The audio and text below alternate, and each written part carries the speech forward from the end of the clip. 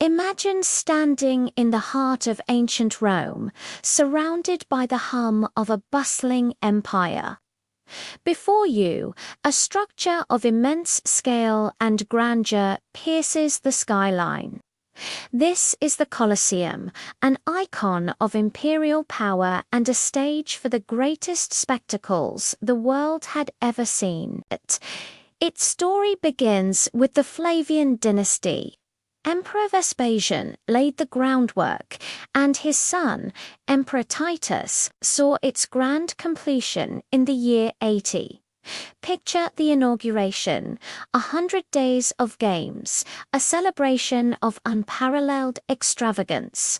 This wasn't just a building, it was a statement, a gift to the Roman people, and a monumental testament to the might of their empire. Designed with incredible ingenuity, the Colosseum was an architectural marvel. Standing nearly 50 meters high, its elliptical shape spanned the length of 1.5 football fields. Built from travertine limestone, tough and brick-faced concrete. Its exterior was adorned with 3 stories of arcades, framed by columns of different orders: Doric, Ionic, and Corinthian. At the top, a 4th story held masts that supported a massive retractable awning. The velarium, which could be unfurled by skilled sailors to shield the audience from the sun. Now, let's step inside. The Colosseum could hold an estimated 50 to 80,000 spectators. The seating was a mirror of Roman society itself, strictly hierarchical. The emperor and the Vestal virgins had the best seats right near the action. Senators sat just behind them. As you moved up the tiers, you'd find the noblemen, then the wealthy citizens, and finally, at the very top, the common poor women and non-citizens. Everyone had a place, and every place knew its rank. The crowd roared, a single voice of thousands, their cheers and jeers echoing through the stone corridors. What did they come to see? The games. Mornings often began with the Venatians or wild animal hunts, exotic beasts from the far corners of the empire. Lions, tigers, elephants, and rhinos were pitted against each other or against armed hunters called bestet. These hunts were a display of Rome's dominion over the natural world, a thrilling and often brutal spectacle. As the day progressed, the arena would be cleared for public executions. Condemned criminals and prisoners of war met their end in often theatrical and gruesome ways. A grim reminder of Roman justice and the consequences of defying the state. But the main event, the one that captured the imagination of Rome, was the gladiatorial combat. These fighters, mostly slaves, prisoners of war, or condemned criminals, were trained in special schools to fight and die for the entertainment of the masses. They were celebrities of their day, revered for their bravery and skill. Imagine 2 gladiators entering the sandy arena floor, the crowd holding its breath. The clash of swords, the glint of armor, the roar of the spectators. It was a life-and-death drama played out in real time. Each fight was a story of courage, desperation, and the pursuit of glory, or at the very least, survival.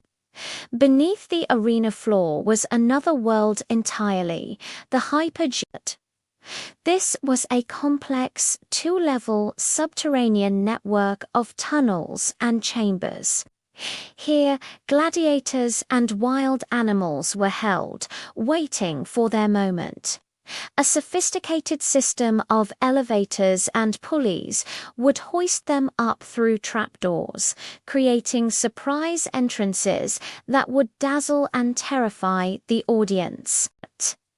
The Hypogeum was the backstage of the Colosseum, the engine room that powered the spectacle above. For nearly 4 centuries, the Colosseum was the vibrant heart of Roman public life. But empires, like all things, eventually decline. As the Western Roman Empire weakened, the games became less frequent and less spectacular. Christianity's rise brought new moral sensibilities, and the gladiatorial contests were eventually outlawed. The final recorded games were held in the 6th century. The Colosseum's purpose faded. The once thundering crowds fell silent. Nature and time began to take their toll. Earthquakes in the 9th and 14th centuries caused significant damage, collapsing parts of the southern side. In the medieval period, the great amphitheatre was repurposed. It became a fortress for noble families, a housing complex, and even a quarry. Its precious travertine stone and marble were stripped away, recycled to build some of Rome's most famous landmarks, including St. Peter's Basilica. The Colosseum, once a symbol of creation, became a source of destruction for its own legacy. Once filled with the cheers of an empire at its peak, it became a haunting ruin, a skeleton of its former self, overgrown with vegetation and shrouded in myth. Yet it endured. During the Renaissance, artists and architects began to appreciate its classical beauty, and in the 18th century, the papacy started efforts to preserve it, consecrating it as a site of Christian martyrdom. Today, the Colosseum stands as a powerful, silent witness to history. It is the most recognizable symbol of Rome, drawing millions of visitors each year who walk its ancient corridors and gaze upon the arena floor, trying to imagine the sounds and sights of 2,000 years ago. It reminds us of the incredible achievements of the Roman Empire. Its engineering prowess, its cultural richness, but also its brutality. It tells a story of rise and fall, of glory and decay, of the enduring power of history carved in stone. The echoes of the gladiators and the roar of the crowds may be gone, but the spirit of the Colosseum remains, a timeless monument to the human drama that once unfolded within its walls. Thanks for watching. If you enjoyed this journey back in time, don't forget to like, subscribe, and hit the notification bell for more stories from history.